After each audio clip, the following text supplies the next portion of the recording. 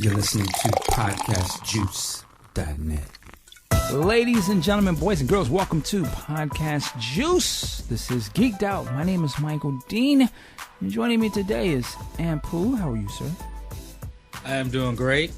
I've been listening to Ice Cube all week, so I'm going to be on one. Uh-oh. All right. Also joining today is Mr. Sean Hill. How are you, sir? I'm doing well. Palmer's back from her summer visit. She's tanner than she was when she left.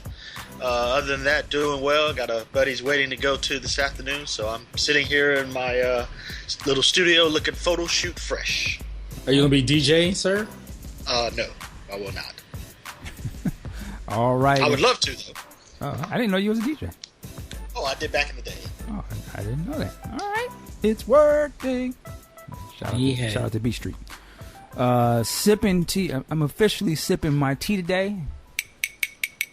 Podcast Juice is a mixture of vanilla tea and some chronic. So if I start acting a fool during this show, hey, now you know. Wait, did you say chronic? Yeah. Well, it may not necessarily be the chronic, you know, that type of, but it does. I don't. Let's just say it has some of that green in the tea. This is some real green tea. Some of that ooh wee. Yeah, you know, it is legal here in Washington, so I got some of that green tea, as they say. Sipping. All right, let's get into things today. We got a lot of things to get into. There was a few movies that came out this weekend. I did not see any of them, but I probably will go see Agent 47, the new Hitman movie. I probably will go end up checking that out. But I believe, Sean Hill, you saw the movie American Ultra. Unfortunately. What were your thoughts? Should I go see that today? No, you should not. Save your money and go see Straight Outta Compton again. Mm-hmm. Which I have seen it twice. This movie is an absolute mess. It stars Kristen Stewart and future Lex Luthor, Jason Eisenberg. They play two teenage stoners, boyfriend, girlfriend. They live together. The Eisenberg character, who I can't remember his name right now, he suffers from panic attacks every time he tries to go anywhere, leave the city. So they just live a humdrum life. He's a sales clerk at a no-name convenience store, and she works at a bail bonds agency. Well, lo and behold, it turns out that Mr. Eisenberg is a sleeper agent with the CIA. Wow. And for some reason, they decide they want to off him, and his handler, played by Connie Britton, comes to warn him. She gives him this kind of, I guess, secret code, and it takes him a while to figure out what happens to him, and then all of a sudden he becomes this ultra-violent, ultra-smooth, well, not ultra-smooth, but he becomes this again, just guy who can do all these things and kill people. Now, they don't explain any of this. They don't explain why he's a sleeper. They don't explain why they want to kill him. They don't explain any of that. So the whole running time of the movie, which is an hour and a half, we're sitting here wondering why all this is going on. And I like a little mystery, as much as the next guy. Like, okay, what's going on? But they never ever answer the question. Basically, it's I would say it's Cheech and Chong meet Jason Bourne or Lucy, which inspired a spirited debate that Q-Storm and I had online the other day. But this is an absolute skipper. This will probably end up on my list of one of the worst films of the year. It was one of those movies where I sat there afterwards and began questioning what I'm doing with my life. Damn. Now, I always have to ask because, the benchmark of bad movies this year was Jupiter Ascending. Is it as bad as that? No, it is not. Right. No. It had a few moments, it had a moment or two here or there that made me laugh. But as a whole, the biggest problem was the tone of the film. The director, he just wasn't able to mix the dark comedy with the ultra violence. And I mean, it can be done. I mean, it's been done in Pulp Fiction and True Romance and other movies like that. So it can be done. It just didn't work. The two of them together are good. They've got great chemistry because they've worked together before in Adventureland which I would recommend staying home and seeing that versus going out to the movies and seeing this. All right, yeah, I think I've seen the trailer for this, and it just looked like one of those movies that, I look at, I'm cool, it's a Netflix skipper. This is one, you know. This is one too that I had no idea what it was going to be about. Again, my whole I don't watch trailers, so I didn't know anything about it at all. And then when the secret agent stuff started, I'm like, okay, this could be interesting, but it just never goes anywhere.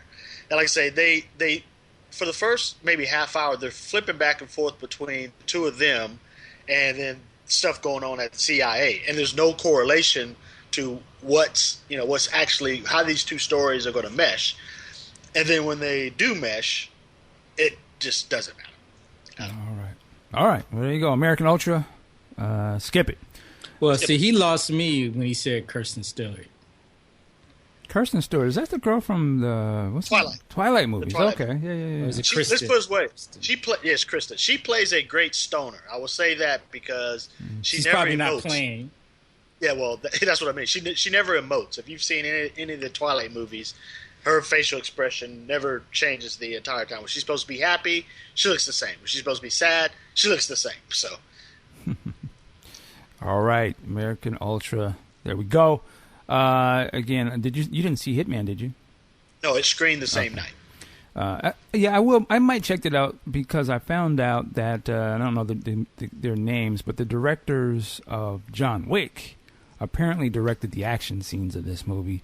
So that is sort of a draw to me to want to kind of see. That seems like a waste of talent. Well, I mean, I think they're good action. I think they come from the stunt action background.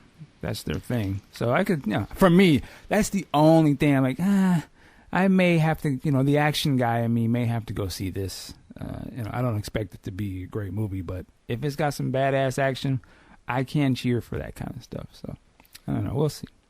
I think I've seen the other movie, Hitman movie. I just remember it being corny. Oh, you talking about Hitman? I thought you were talking about American Ultra. Oh, no. Yeah, that would be a way. That'd be odd, but no. Hitman, yeah. So maybe that. But let's get away from the movies. I would recommend you seeing Straight Outta Compton again as well. Want to go to TV. So there's a couple of, not trailers, but pilot episodes of some upcoming shows that are coming out this upcoming season, I believe, or maybe next year for one of them. And I want to talk about a couple of them. First, we are going to start with Lucifer. I just watched the show this morning. And for those who don't know what this show is about, yes, it is about the devil. The devil comes to Earth. And apparently it is based off of the Lucifer devil character from the Sandman comic books. So this is a comic book related TV show. Sean Hill, did you have a chance to watch Lucifer? I watched it this morning and absolutely loved it. All right. What were some of the things you loved about the show? The guy who plays Lucifer is so perfectly cast. He's got that smarmy charm about him. It was kind of when they introduced the police procedural thing. I'm like, oh, here we go, here we go again. But they actually kind of made that work. And I think the scene that kind of got me saying, okay, I'm with this show is when he goes to the school, and he visits the cop's daughter, and he says, you look like a hooker or something like that. What's a hooker? Ask your mom. And then he goes up to the bully and does the eyes. I'm like, okay, I'm with it. This is a cool show. I really liked it. It will probably get some controversy. I wish Q Storm was here, so I'd definitely love to hear his take. But it should do well with the comic tropes out there. So yeah, I enjoyed it. I really did. I watched it with the wife. She actually loved it too, which kind of surprised me. So this will be definitely one whenever it premieres. This will be on my DVR for sure. Yeah, I watched it as well, and let me just say I love this show. I didn't know what to expect.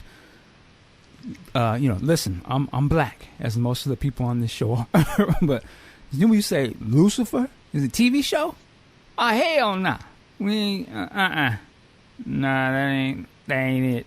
You better watch yourself watching that. But let me tell you something. You get off of the fact that, yes, this is the devil, and this is a show where he is sort of the hero, likable character. Listen, for me, I'm not saying it's the best show of all time, but this show was brilliant. It was hilarious. The guy who plays Lucifer, as you said, I've never seen this guy before, at least I don't think so. He nails this. He is the ultimate asshole, suave, creep master. He's the devil. And it's like what you would it's not what you would expect and what you would expect the devil to do. Let me just set it up just a little bit. It's in present day. The devil is on Earth. He is. You get the impression that he has left hell and has set up shop on Earth. He has a nightclub. This is in Hollywood, and he is the devil on Earth. And it just starts out crazy. He's speeding down the street. He's got a nice car. I love the music in this show. Cop pulls him over, and he's, why'd you pull? They get all into the stuff that normal people you don't really want to be doing, blasting music and kind of playing the cop for a fool. But he essentially bribes the cop to let him go. And it's the fact that he is Lucifer that he's able to talk to people the way he does and the way that they react to him. And I think that's a big point of the show is when you watch people reacting to him. So that was kind of cool. And then he goes to the club. And here's where I latched onto this show. I said, oh, this shit is crazy. He walks in the club. He comes in there like a boss. And incidentally, the guy says, hey, boss. He walks in. He walks to the bar. And what's that song Fame is playing?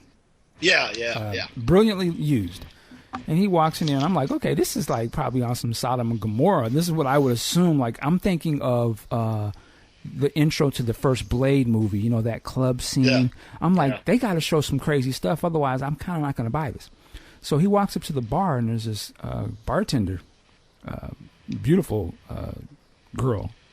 And she starts talking to him. And you can tell she knows who he is, right? And she's talking, and all of a sudden, this dude was behind the bar down. He raises his head, and she's like, okay. She's like, oh, you're okay, thank you, you're done. This dude was down there eating her out. I was like, what the hell? And I don't know. I'm not well versed in my demons and their character names. But he calls her something, and I assume she's like the demon of sex or something. I think she even says, like, I'm obsessed with sex or something like that. And I was like, okay, this show is off the charts. I didn't know that this is a Fox TV show. I was like, who is showing this? But it continues on, and as Sean said, it turns into almost a buddy cop type of thing. It is so outrageous, but he is Lucifer. And then there's this other cop. I don't want to spoil any of the funny stuff that happens, but it's interesting show because Lucifer in this show, he admits to who he is, and he tells everyone, I'm Lucifer Morningstar, which is so outrageous. And most people just don't believe it. Like, they just like, that name is ridiculous. And he tells, I'm immortal, and blah, blah, blah. He does not lie, but he is the devil. And he is a slick son of a bitch. Like, I love the way he does people. And, it plays on that whole thing of, you want to do a deal with the devil or you want to sell your soul with the devil. The other premise part of this episode is this pop star girl comes up to him at the club. And comes right out and says, did I sell my soul to you to get popular like this? And I don't want to say any more than that. And there's something happens with that, and it sets the stage what the show was. But I was all into it. There's the scene where he goes to the famous black rapper, gangster rapper's house. I was just going to mention that. Oh, boy. I know some people are going to have something to say. But I thought they handled it brilliantly. It was funny to me. It was crazy. Last thing I'll say, I'll let Sean speak. My favorite scene, though, is when when they both go to the psychiatrist lady. Yes. That to me is like when you see, I was like, see, this is how how people react to him, and the way that lady was reacting to the devil being in her presence, she was down there ready to have an orgasm. Like, and he was such a mac about it. I was like, it was hilarious to me. I was like, this dude is a fool. And the stuff that she was saying and what was going on, and I'm watching the whole show, and I'm like, okay, he's got to go back to that. They got to go back to that. That would be so hilarious. And sure enough, almost as if it was a Marvel after credit thing, they go back to that, and I was in tears. I was laughing. I was just like, this motherfucker. I'm not supposed to like him, but I was like, I like this dude. I can't imagine what they're gonna go with this show. It just outrageous to me, but I loved it. Yeah, Sean, this show, man, I could see this being very popular, but it's going to be very controversial for some people. But well, there are not a lot of anti-heroes anymore on TV. I guess the Breaking Bad, I guess he was maybe an anti-hero, maybe. And so I think one of the things you mentioned too, and it's a semi-spoiler. I love the line he says. And when I say your music, I don't mean black people. I mean your music. Yes. That was hilarious. I was wondering where he was going with that. I'm like, I said, no, they're not going to have this motherfucker say, I hate black people. But the way I was like, okay, I feel him on that. It was hilarious, man. Like, yeah, that whole, all of the scenes with him were hysterical to me. Like, it was just, and I don't know if they can keep this up, but it was just great to see the devil, it's great to see a character like that put in these positions, and what is he going to do? What are people going to say? I don't know if that's going to be fun over and over every episode, but I loved it. Well, we won't get into too much details, but you do have the subplot also with his brother. So, I mean, I could see, them kind of having two stories each week. You've got that story, and then you've got, maybe because I believe they solved this murder, so. It'll be something else to come along, and then the family dynamic with the cop lady and her daughter and ex-husband. So yeah, this is a great show. I really really enjoyed it. Whenever it comes, I'm there. Yeah, there's an angel character that sort of reminded me of. There's been a couple of movies that sort of kind of have that sort of. There was that one movie with Cast Down Angel. Then he had to fight like the whole army of angels. And it was a couple of years ago, some dumb movie. I was kind of like, they're skating the line. I don't want it to focus on that whole, war with God kind of stuff. I want him to still remain a very snarky. That's what drew me in. I'm glad it wasn't this whole, almost underworldish, and I guess an underworld guy that directed those movies did this first episode or something. But oh, really? Okay. But yeah, they can kind of leave that whole part of the show on the side. I just let him be on Earth and act a fool. Yeah, because all that stuff is kind of like supernatural. I mean, they have gotten way into the whole mythology with them working with the devil and and angels and Castiel, and I mean all of that. That when the show used to be just about them, kind of X-File-ish, and I think that show has deteriorated so much because of that. I still watch it every week, but that stuff is not that interesting to me. It's the super quote unquote supernatural stuff that I like. So hopefully with this show, like you say, they'll keep his character the same. And they'll keep the mythology stuff to a minimum. Yeah. So I want to say this doesn't come on until 2016. That's what, at least. I think it's a mid-season. It's probably a mid-season replacement. Okay. Yeah, but if you can go find this online, definitely check it out. I did see that they showed this episode at Comic-Con last month, the month before last. There has been some. A group, I think, tried to petition to take it off, not have it shown. Forget all that, man. This needs to be shown. This is great TV. So there you go, Lucifer. Definitely go look out for that. Also, there's another. I just want to give a public service announcement, some housekeeping. This will be my last episode with you guys, you fucking heathens. Hey, see ya. Watch the show, and then. As I say, it's gonna make some people uncomfortable but it's supposed to. I mean, he is the devil. But, but really, they don't really play up that aspect of him. What do you mean when they don't play it up? I don't understand. I don't know. You could really like.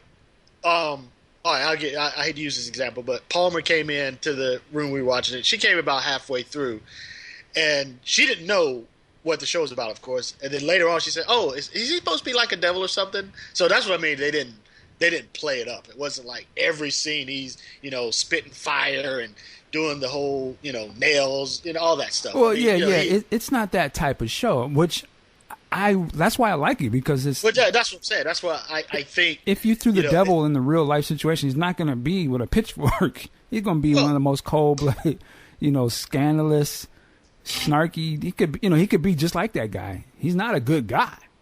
Yeah, no, I agree with it. It's just one of those things where he's this, and he just happens to be the son of the devil. You know what I mean? That's what I mean. Where they don't play it up. That's not the primary focus of who he is. He's a smarky guy. He's a bad guy. He says the things that we probably would all want to say. It does the things that we would all want to do. But like I said, they don't play that up, in my opinion. Yeah, I actually disagree with that, but I think the whole thing is based on him being. Well, I have no problem with it. Again, he is a character. You can say he's real or not. He's still being the character. It doesn't mean he has to be the hero.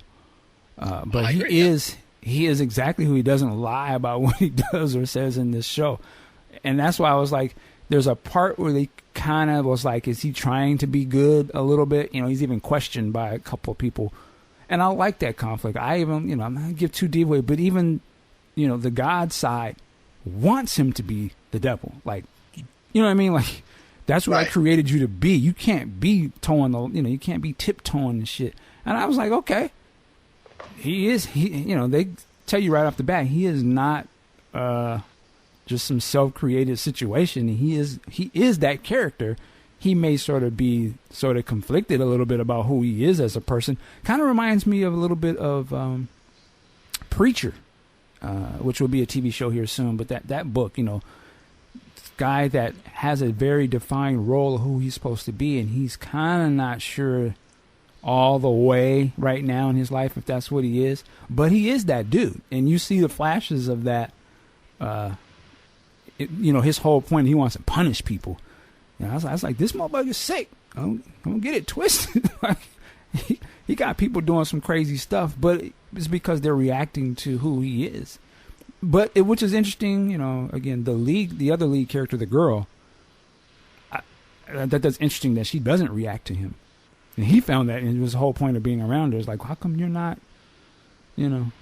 falling for what I'm saying? She's like, you repulse me. I'm good. And I think that's interesting. I hope they don't make it corny and like she's some sort there's of gonna be angel. There's gonna be some more to come out with that. Oh, I'm sure. All right, so yeah, Lucifer, watch it for yourself. I guarantee you'd be like, God damn, this shit is kind of good. All right, the other show we got here is based off of a movie. It's called Minority Report. And this was the Tom Cruise, Steven Spielberg movie from, God, was that 10 years ago? How long ago was it? Oh, yeah. That was about 2001, 2002, I believe. Yeah, so wow, that was a while ago, a decade ago. Now that's a TV series. I am not sure what network this is, and if you guys have Fox. Oh, Fox again. And this one stars Meagan Good, actually. Looking good, all right. Oh, yes, sir. Well, it's not just a slogan, it's a reality. Did you see this episode? Yes, I did. What did you think? It's funny that you mentioned it because this guy, Confused Matthew, he rates this movie as one of the worst movies ever. As there's a bunch of logic gaps, as well as plot holes. But I loved Minority Report, and I was actually looking forward to this show. But the issue that I have with it, the casting is just not right for me. Bingo. Yeah. Meagan Good, she's great to look at, and I'm happy to see her sister get her opportunity, but she's no Nicole Bahari. Let's just keep that 1,000. Who's keep Nicole it all the way Bahari? What is her name on Sleepy Hollow?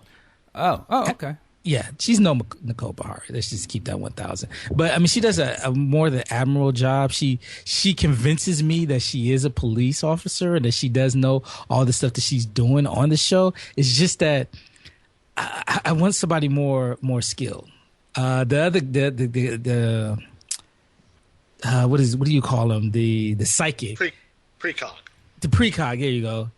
That guy's horrible. Please recast him. He is on the same level as young Bruce Wayne to me, as far as make me want to turn the channel with his performance. I will give him some props. The stuff that he does where he's predicting people. He was like, yeah, you might want to duck. You might not want to do that this day. That reminded me a lot from the film, and I thought that was a good touch. But he's just not good either. I think the casting director could have spent an extra day to find to find him.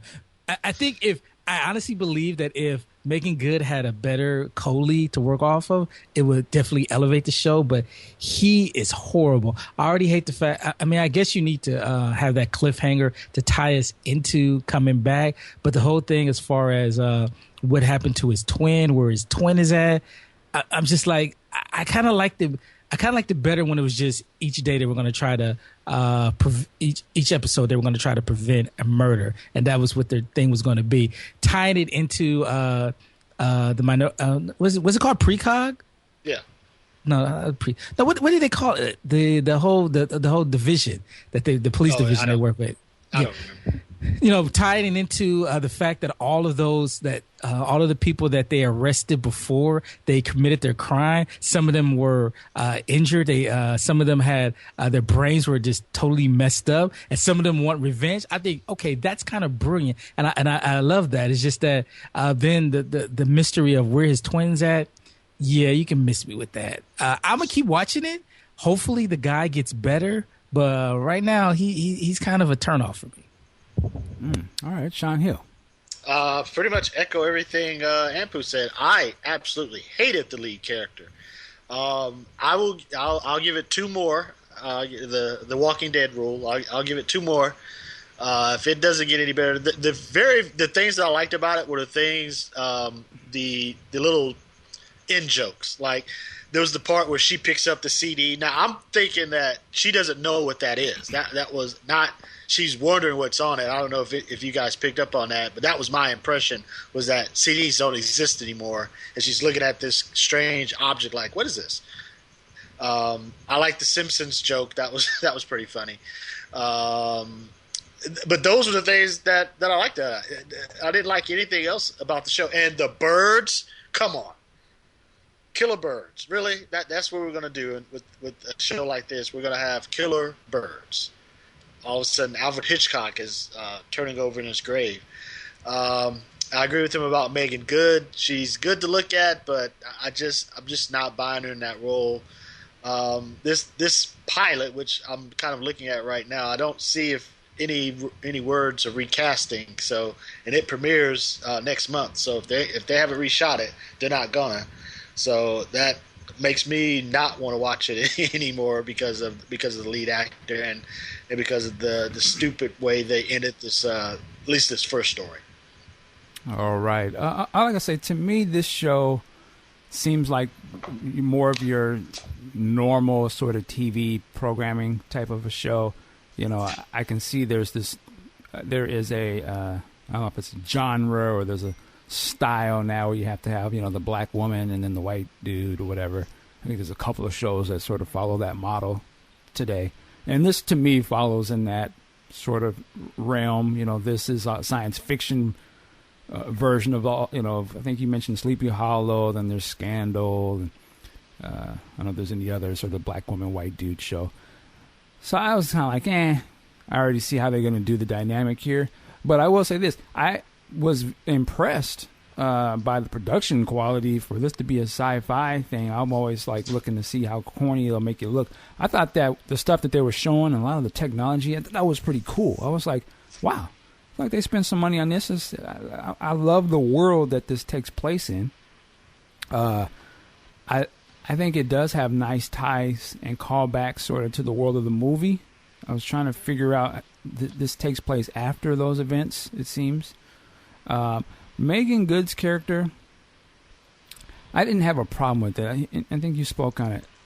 On one hand, I appreciate that they could cast someone like her. To me, she's exceptionally beautiful in this, the way it is shot with her for whatever reasons. So misogynistic. Hey, I'm just calling it what it is. And, they have her with they have a tank top or tight shirt or something. I mean, they know exactly how to put the assets out there and how to film and light things. And I was like, wow. And I'm going to jump into creep mode here for a second. Her lips and all this kind of stuff.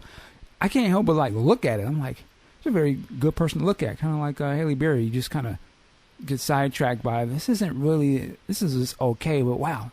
Some people just scream screen presence or very unique looks and things. So they have that going for it in terms for me to watch it. I didn't like the other guy either.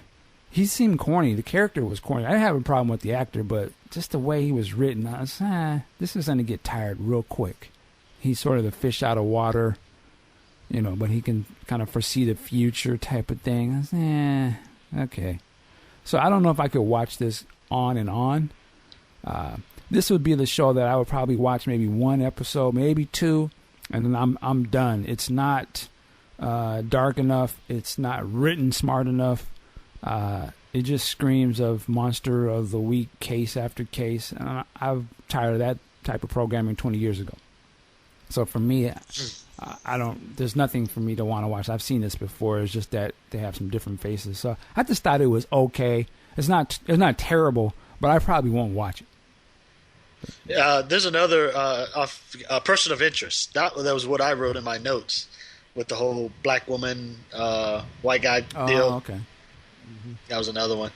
And it kind of bit Fringe a little bit too with the whole eccentric father thing, and I was like, this is a combination of a whole bunch of other shows, and you did mention the effects, which were really good, which leads me to believe that whatever budget they had, they spent 95% of it on the special effects and 5% of it on the cast.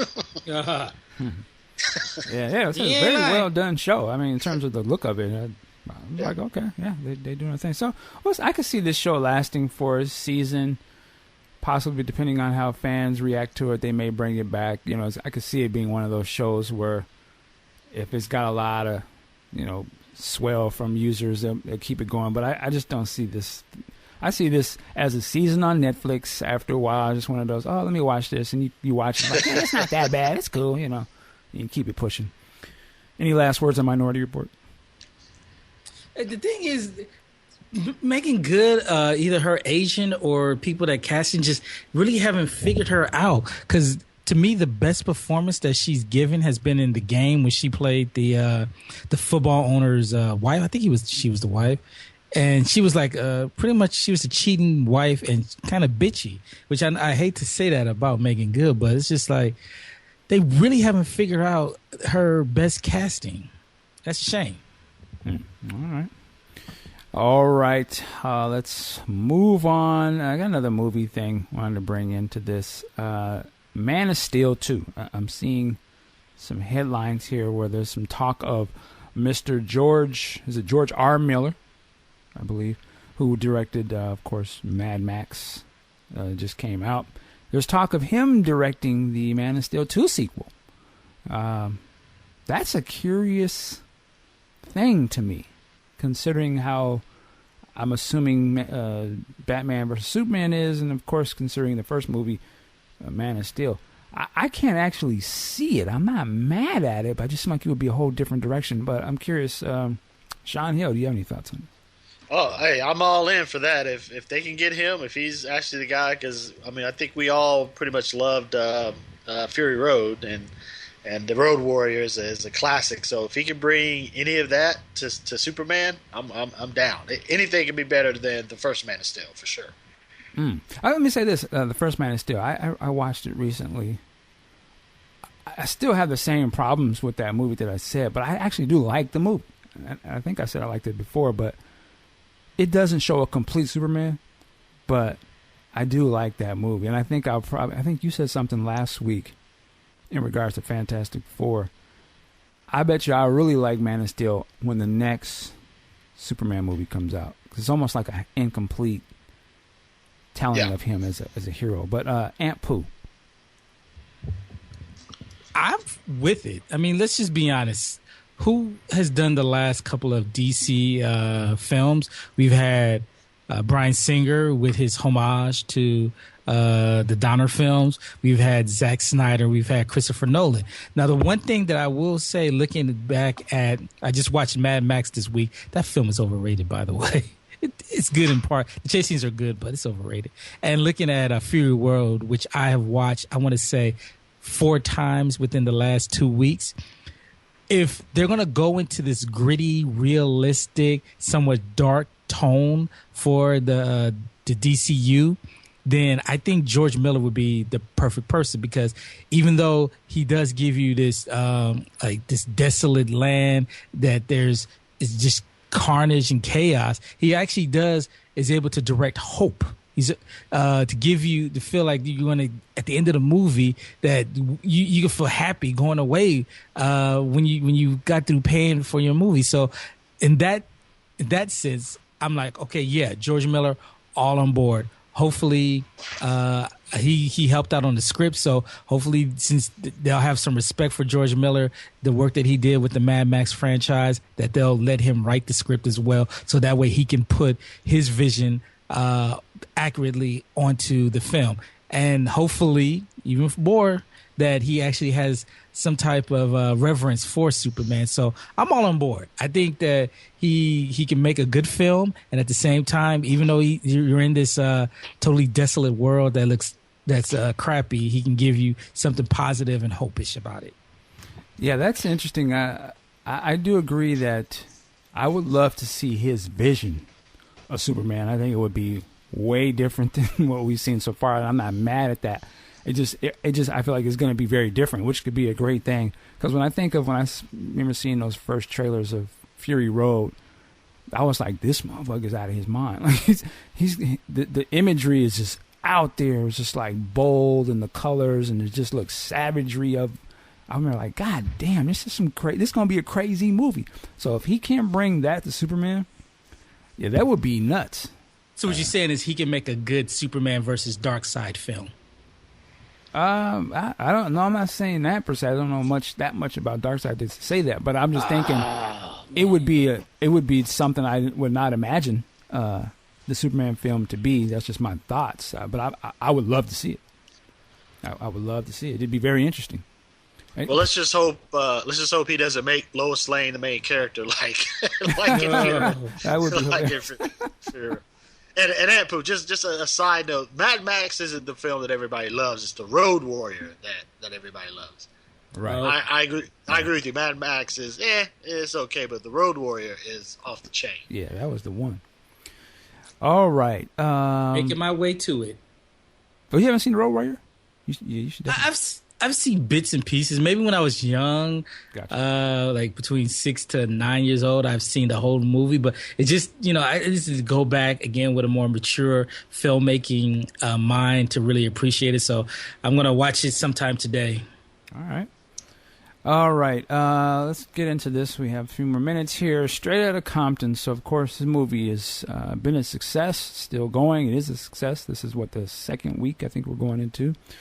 A lot of talk about the movie, as it should be. A lot of talk about stuff off the screen. The whole D. Barnes thing, and now we see that Dr. Dre has come out and issued a statement, sort of an apology about his actions in terms of women. Apple's put out a statement as well, and we've talked about I think on the Prince podcast last month we were kind of questioning. How are they going to handle these situations? So I wanted to get you guys' opinion on the apology thing. Also wanted to get you guys' opinion or thoughts on that. I have to say, keep it 100. That nigga Dance. That's his name, that nigga Dance. He has apparently come out. I think he's on record speaking to TMZ, saying that there is somewhat of a sequel in plan for Straight Outta Compton, where it focuses on Snoop Dogg and Tupac Shakur. So I wanted to see what you guys thought about that as well. So I'm going to go to Ampu first. What is your thoughts on Mr. Andre Young, Dr. Dre, talking about the beatings? Oh, well, I mean, I think we all knew it would happen. And clearly, this is why Apple is worth, well, maybe not Apple. When you have billions of dollars, you employ a great public relations and crisis management team. And they did exactly completely right out of the playbook. If you're going to issue a statement that can be, really be incendiary, you do it on Friday afternoon. Why? Because most of the news organizations are ready to just get out of there. They're really not looking for any news. And then you have the weekend where people can digest it. And by Monday, people have forgot about it when people start planning their news shows for the week. We call it the Friday news dump. And that was just well played, Apple. I tip my hat to you. You had Dr. Dre put out an apology to the women that he hurt, not really going into any detail whatsoever who those women were and what he did, and just trying to put this all behind him. For me, I understand why they need to do it. It's $1 billion organization. You have tons of women that buy their product, and having his food up on their board isn't that good of a look. And more than likely, and I got into it with somebody. I said the only reason this was put out there is because Apple couldn't get rid of him. Because if they could, there wouldn't have been no apology. They would have quietly said Dr. Dre is leaving Apple for some other projects that he's more passionate about. We wish him all the best in his future endeavors. Now, regarding Daz, first of all, he's saying that he's producing it, which, God, I hope that's not the case. Please tell me that's not the case. And second of all, I like this fact that they're going to follow up on the film. I hope it's not so much all Tupac and all Snoop and more so about Death Row. I'm going to keep pushing it. I'm going to keep saying it until it becomes a reality. Stranded on Death Row. That's what I want to see. All right. And Sean Hill. Well, I'm saying this twice in one show. I pretty much echo everything that Ampu said. The apology to me is a non-issue. I mean, we know why it was done. You know, being cynical or not, we know why the apology was issued. It really doesn't change anything. I'm sure Dre is sorry. I'm sure, he's made amends. I'm sure he's, not involved in that type of behavior anymore. We all know that. Apple even knows that, but it was just something that had to be done. It's done. Let's move on. As far as this so-called sequel, if it's made and if it's produced by that nigga Daz, which I can't believe I'm saying that, it will undoubtedly join the ranks of Grease 2, Caddyshack 2, and Graffiti Bridge as one of the worst sequels ever made in the history of sequels. I hate to even call it a sequel because it's not really a sequel. They're just riding the coattails of Straight Outta Compton. I mean, we've got Master P announcing, he's going to direct a No Limit movie. What's next? Really, Master P directing. Come on, man. Well, he's directed before, so that's already. That doesn't mean it was a good idea. Well, no, I agree with you 100%. This will go. I think Mike said straight to Netflix. I'm saying it'll go straight to torrent. And then, I mean, with the way everyone is now, what's next?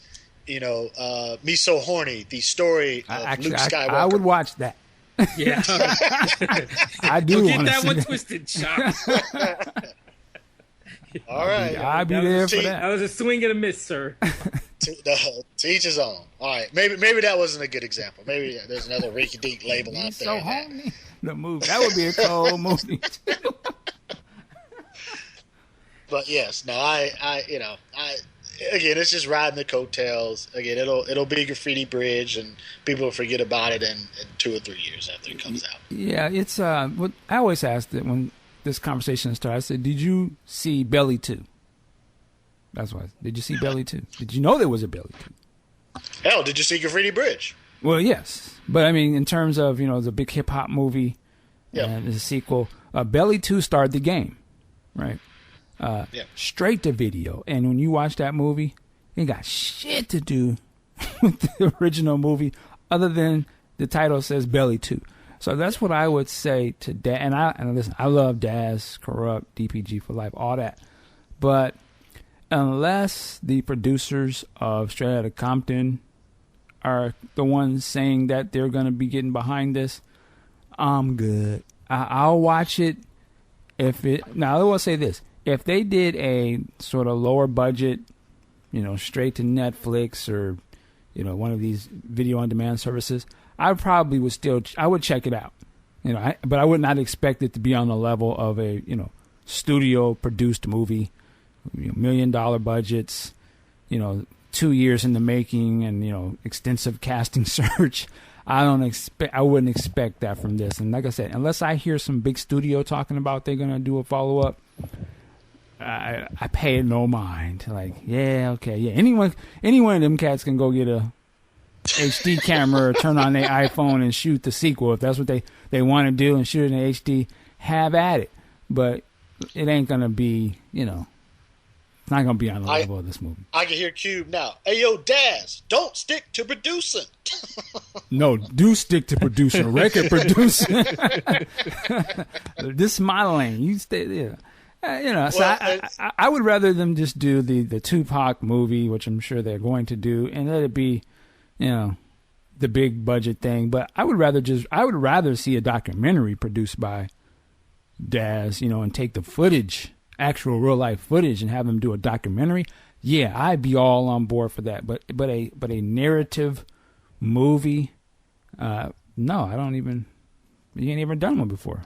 Okay, am I the only one that expects that by episode 12 of Empire we'll get a strangely similar Suge Knight character on the show?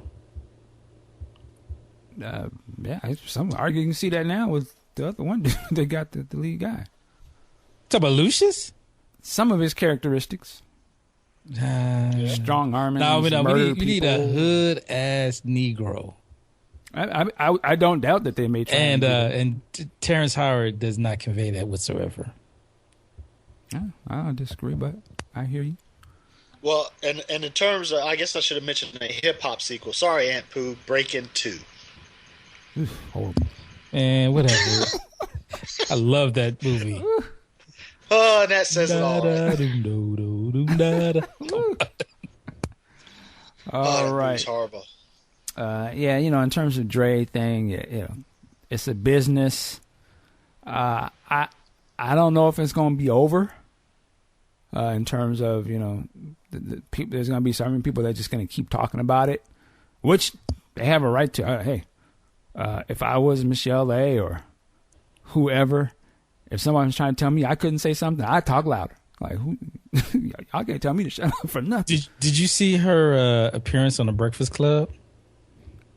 I saw it like earlier this year or last year or something. Man, I really don't want to be all that negative, but she sound like, she's like a 2 on the 10 brain scale. She just sound like out there, and like the voice doesn't help, but it definitely enhances that. She's not the sharpest tool. She really isn't. At first she says, Suge never laid hands on her, and then she's telling the story. I'm like, yeah, then he backhanded me. They're like, so wait a minute, he did put hands. Oh, yeah, that one time. I'm looking like, what the fuck? I don't know she if I forgot take about that check. Hey, they all sound crazy to me, but that's just my opinion. Well, not D Barnes, but well, yeah, no. I was talking about Dre and Suge. Yeah, she has it's a new interview that she has on Vlad TV. Oh, DJ Vlad, yeah, and yeah. she talks about how she first time she sort of started really talking to Suge and what was going on with Dre. That whole thing sounded like an episode of Empire. I was like, it sound crazy. Again, some people are mad because she's talking, which I don't understand that. I mean, we're talking about this because Dre's talking. They made a movie about it, stuff that happened 20 years ago. So it's out there, You open the door, then you're going to open the door. You got to open the door to the conversation either way. But like I said. But how did she explain hooking up with Suge after Dre? It was on some real, I think you had a word for this. Basically, Suge again. He's the emperor. Oh, you said Dirty Mackin'? A lot of dirty Mackin'. Quickly, she's with Dre. She leaves Dre. Dre's cheating with other girls. Dre begs her to come back and move in with him. She comes back in. She tells Dre, if you don't come home one night, I'm out the door. And, of course, Dre is, I guess, talking to the lady he's with now during this period. She finds out. She leaves. She doesn't have any money. She says it's 1 o'clock in the morning. She needs diapers for Dre's son. Dre is nowhere to be found, so she calls Suge. Suge comes through, Captain, laces her up, stepping in, stepping up, taking care of the son. Dre is like, I'm about to get married to, listen, me and you are not going to work per se. Why don't you just be my mistress while I'm with the girl I'm with now? And she's like, nigga, crazy. And she even says in the interview, Dre was be with all these other girls every time I was trying to call him. She said, I think now when I would call Suge, Suge was probably the one giving those girls to Dre just so he could get to me. So again, Suge is actually very brilliant. For Miss Chalet, though? Well, I mean, he's playing chess to these niggas. Let's be clear. So he's trying to get the money. And if look. You know what I mean? He ain't getting. He was already married to somebody else. So you saying he was doing all that to keep drama, to keep the money? Yeah, he okay. Because I he don't love. I can understand a cat. I can understand Dame Dash, trying to hook Jay-Z up with hoes because he's trying to smash Beyonce. But I'm like, yeah, no, that's low level. Doing all that for Michelle. Yeah, that's low level. That's what I said. He's evil, but he's a brilliant. He doing that because he's on some master plan. As we see in the movie, he's on some master plan. I'm playing chess. You niggas is playing checkers. You don't go from being a bodyguard to that way because you want some, dumb stuff. Right? I'm trying to smash hoes. He obviously didn't love these hoes, men hoes as well. So he knew what to give people to get what he wanted. So again, there's a lot of dirty macking, but is she airing that out? Yes. Is the movie airing things out? Yes. When you open the door, you open the door.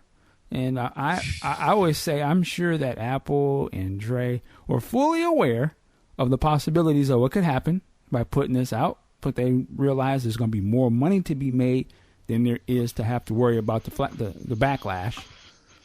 And they know how to handle it. They put the apology out and let's get this paper. So well played. Yeah. Any other things on this? I think Sean, you might have to jump out of here soon. No, I'm good for a few more minutes. We're going to talk about the top assassin movies. Oh yeah, okay. Well, Ann, did you have any last words on this whole thing? In the words of Nate Dogg, hey, just smoke weed every day. There you go. All right. So yeah, top assassin hitman movies. Go ahead, Sean. Here. All right, so my list, as usual, is going to be a little bit unconventional. I came up with 10, of course, because that's what I do. And I'll run through them real quick, and we can pause if we want to comment on any of them. Number 10, Assassins, Sylvester Stallone and Antonio Banderas. Not the best film ever made, but it's one of those. Again, had a long debate with Q Storm. It's not good, but it's entertaining. And as long as it's entertaining and not like offensive or bad or whatever, I can enjoy it. Number 9, The Equalizer, one of the newer films on the block. Denzel doing his thing. Great entry into what Mike calls the wrong one genre. Number 8 should be tied with number 9, but I'm pushing it up just a little bit because it's slightly better than The Equalizer, and that is John Wick, which is another entry into the wrong one genre. Keanu Reeves kicking ass, taking names. Number 7, In a Line of Fire. Clint Eastwood, John Malkovich. It's a great one of Clint Eastwood's great last films. I mean, I know he's still alive, but it's a great film. John Malkovich doing his thing as the assassin. Number 6, The Long Kiss Goodnight. this is another one of those films that is one that I can watch at any time. I don't care what time of night it is or what point of the movie it is. If it's on, I'm watching it. Gina Davis, Samuel, kind of still before he was in every movie ever made, but it's a great movie. Number 5, John Woo's The Killer, featuring some great action, some great one takes. This was kind of hard to find, so if you can find it, seek it out because it's great. Number 4, Kill Bill, and I'm going to put them together because there is one film, The Whole Bloody Affair. It's I think it's 4.5 hours, where both films are together and they've added some additional footage to it. Uma Thurman. Gosh, I was forgetting her name. Uma Thurman as the bride, kicking ass, taking names again. Tarantino's great, brilliant writing and direction. Number 3 is The Professional, with what's the guy's name? I can't remember his name now. Sorry, Jean Reno and Natalie Portman's first role, and again an outstanding appearance and villainy role with Gary Oldman. Number 2, No Country for Old Men, with Javier Bardem playing one of the baddest hitmans with the worst haircuts to ever grace the silver screen. It's a great film. It's actually in the top 10 of my favorite films of all time. And coming in at number 1, I got a hankering for some Royale with cheese. The number 1 hitman film of all time. It's got to be Pulp Fiction. Got to be Vincent Vega. Got to be Jules Winfield. Ezekiel 25:17. The path of the righteous man is bisected on all sides by the iniquities and the tyranny of evil men. That is the best hitman film ever made. Any discussion? Okay. Was that from memory or were you reading that? I've seen that film 1,000 times. That was from memory. All right. I can respect that list. Ampu, did you have any? Well, I narrowed it down to 3, but I want to give an honorable mention to Pulp Fiction. That definitely was a nice one. Mine are, and this is going to be an unconventional one, but there was a hitman in there, and it was a good film, The Bodyguard. The Whitney Houston movie? Yes, The Bodyguard. I haven't seen that in a long time, so I can't remember. Yeah, there was a hitman / assassin plot to it besides the love story, and it was a good film. I mean, come on, let's get whoa. Well, I got to hear the rest of your list because that's number 3. Sounded a little soft in there. Go ahead, brother. Go ahead. And unfortunately, you named my other 2 already. I didn't think you were going to name No Country for Old Men, but that is definitely my number 2. If I'm going to hire a mofo to kill somebody, I want that dude. Anton Sugar gives no fucks. Exactly. Period. And my number 1 is Kill Bill, the 1 and 2 combined. All right. I don't have these in any order, but I will say yes. John Wick, Equalizer, 2 recent movies, badass, wrong one type characters. Another one is my man from Lord of the Rings. It's a comic book movie, actually. History of Violence? Yeah, History of Violence. Oh, yeah. Man, that's the wrong one. Like, I love that movie, too. That's one of those movies where you're watching it, and you're like, okay, yeah. And then, what they say, it goes from 0 to 100. You know, when the shit go down, you're like, oh, this is that motherfucker right here. So I love that kind of movie. I believe he was a hitman for the mob, whatever. He was a killer. He was a shooter. Yeah. Go ahead. You know, as good as that movie is, then William Hurt comes in there and just he comes in and just turns it out. Yep. Like, man, William Hurt. Yeah, actually, I think I watched that maybe a couple months ago. It's a good movie. What else? I liked the first Crank movie. What's that dude's name?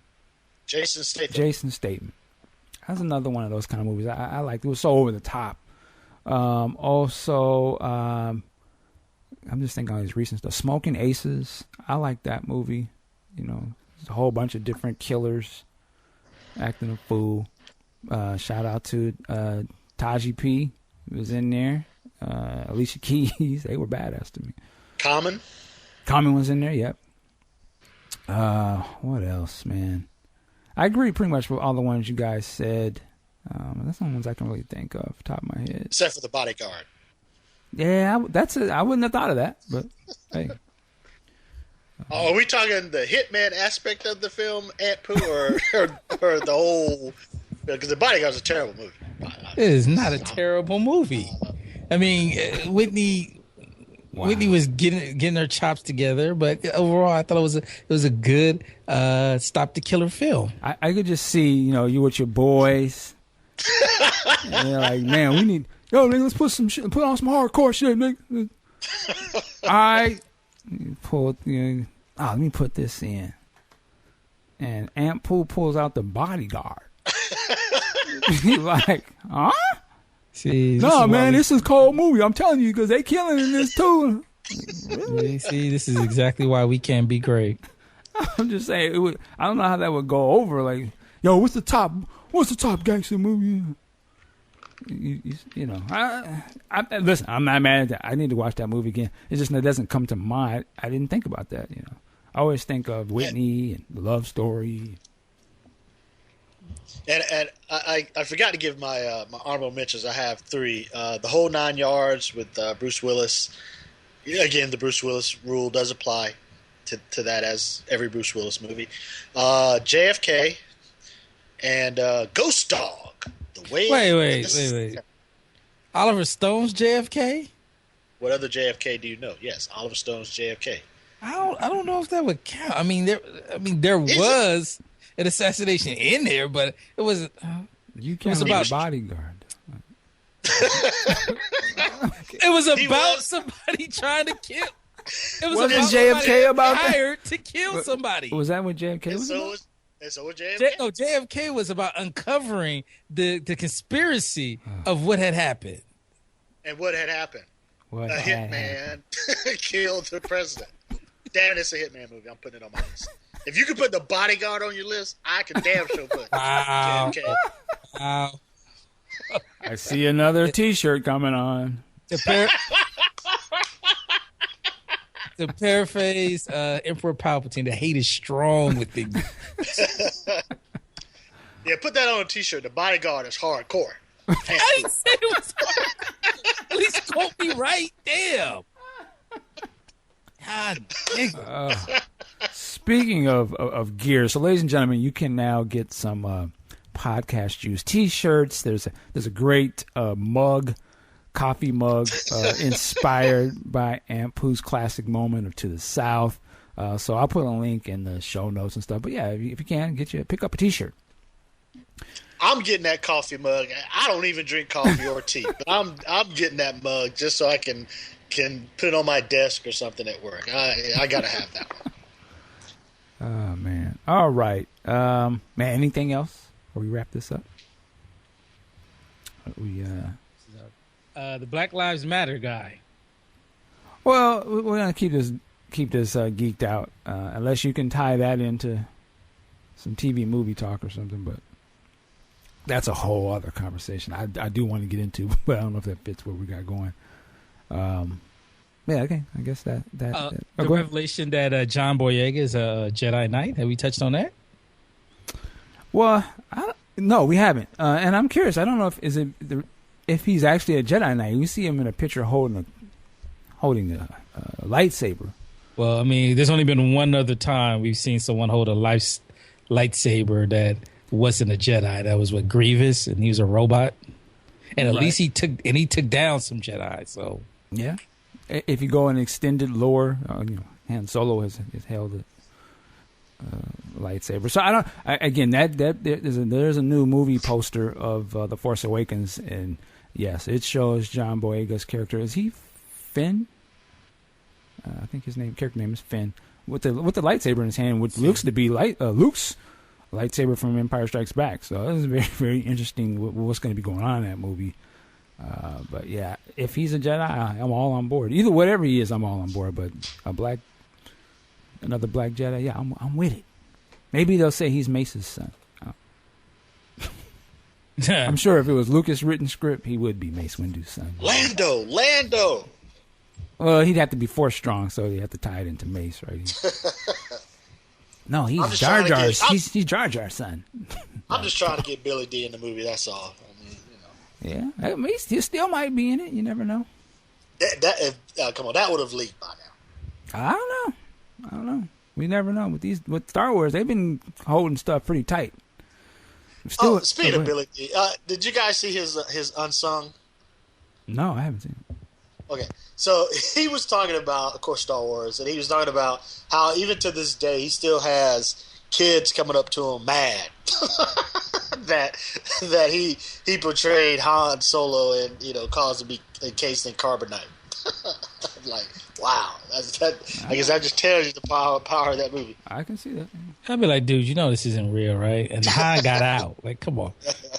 Yeah, you want me to risk a whole goddamn city from one little white boy? Fuck out of here. That's why I don't like you blacks. I like, yep, well, and I gotta do it again. Pros before bros. Hilarious. All right, well, let's wrap this thing up. So you've been listening to Geeked Out here on Podcast Juice, like we always do about this time. We'll let you know where you can find us online. Sean Hill, where can they find you? All right, you can find me on Twitter at Hill Street Views. You can also find me on Facebook, Sean Hill and Real Movie Talk, and the blog hillstreetviews.blogspot.com. Right now, new review of American Ultra, and I should be reviewing We Are Friends or something to that effect next week. So that'll be up on the blog, and some new content and new stuff as far as trailers and clips and sound bites from upcoming films. So definitely check it out. All right, and Pooh. Find me on Twitter and Instagram at @Pooh, and I'll have a new article up at 411mania.com. Comic 8 Ball. All right, definitely check us out at Podcast Juice on Twitter, also on Facebook, Podcast Juice, the website, podcastjuice.net. My name is Michael Dean. Work it like a job. Peace. Oh, here real quick, we can finish it out with this, because I'm still recording. I don't know if you guys saw, I posted on Facebook, Prince versus Prince. Oh, my God. 1982 versus 1987. I'm curious, Sean, what would you pick? Who would you? Well, okay, if it had included 86 in the Family album, it does not. I know, it does not. I'm just giving a caveat. So based on what you posted, based on this, the two selections, I got to go with 82. I mean, because you got Vanity 6, you got What Time Is It, and 1999. I mean, come on. Okay, but Vanity 6 had two good songs. I mean, no, there's more. Drive Me Wild and Nasty Girl. Whoa, that's interesting that you would pick those two. If a girl answers, don't hang up. Yeah. A Million Miles. No. Oh, hey, those maybe get... he's so dull, but that's just so poppy that you're like. Well, actually, he didn't have nothing to do with that one. He might have. That was dead. Might have some production, a little production help on that, but yeah. But yeah, and then What Time Is It? Yeah, you can't not fuck with that whole album. But I'm just saying that the amount of output and some of the groundbreaking things that he did on Sign of the Times. Whew, I mean, it's a tough call. But I'm looking at, and I know I do things kind of off the wall, but I'm looking at what he posts as far as the entire package.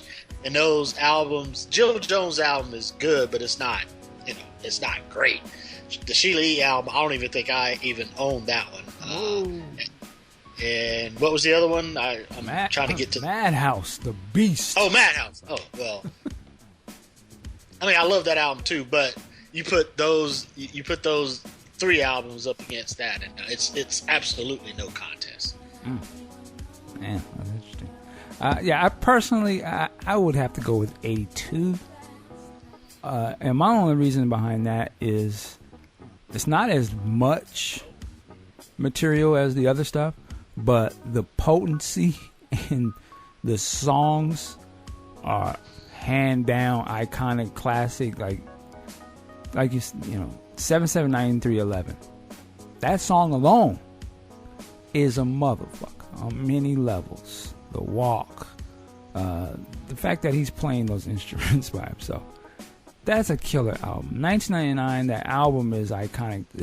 1999, the song, like when you say Prince to some people, that'd be the first thing they say.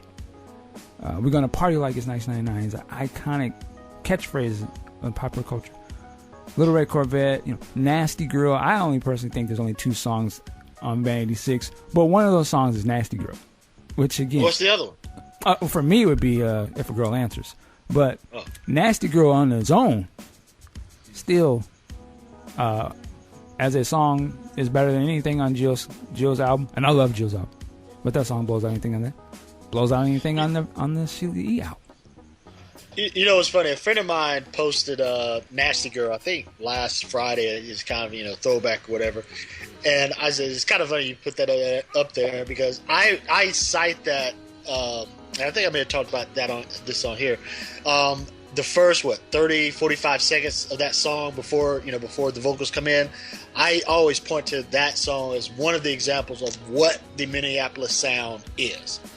You got that drum beat at the beginning, and then those synth horns, come in, those synth stabs. Yeah. To me, that I won't say is the Minneapolis sound, but that is the best, or in the top, maybe 5 or 3 of the best representation of that. I would say the opening of Love Bazaar and DMSR. I think those are probably the 3 examples, at least for me, of kind of what the Minneapolis sound was. Yeah, I mean, it's so the 82 material is just like to me that puts 87 in context of why that's great. But I just feel like if 87 it came first, it wouldn't be what it is because it just it's a reaction to how far he's come, which is a hit. Now listen, the Madhouse album. For me personally, that's one of his greatest pieces of work just because just the raw instrumentation of Prince doing everything except for playing, of course, Eric Lee's. I don't know how they would have sounded if he had an opportunity in 92 to record something like that. And it's not to say he didn't record an instrumental thing earlier than that, which is dope. But that particular time frame, it would have been curious to see if they say, hey, do an all instrumental joint. He would have had it with more synth, possibly, and no real horns. It might have sounded like a lot of these instrumental tracks you hear from that time period. I can't think of the names of those songs. They've recently Possessed. There's Possessed. There's a couple other ones that really have that. Bless You Always, Climax. Yeah. So there may be some things like that, which to me those sound like sort of real song ideas as opposed to instrumental work, but. Wet Dreams Cousin, so I was just randomly remembering. But yeah, man. 87 is a beast, though. Whew. But just, I don't know. 82 is just like hood. Like. No, you're perfectly right. I mean, 82 is more raw. I mean, those songs were, and I always say, that's the Prince that I miss the most. Just that. And at some point, I am going to finish this article I've been working on for damn near 6 months. I'm not saying this just to be nasty. The Legacy of 1999 album, because I think for me that was the last raw Prince album, just raw funk, just raw nastiness, just in your face sexuality, all of that stuff. That was the last time that was ever on a Prince record. Yeah, that was the last album that had the Rude Boy on the cover, right? Sure. Yeah. All right, fellas. Here we go.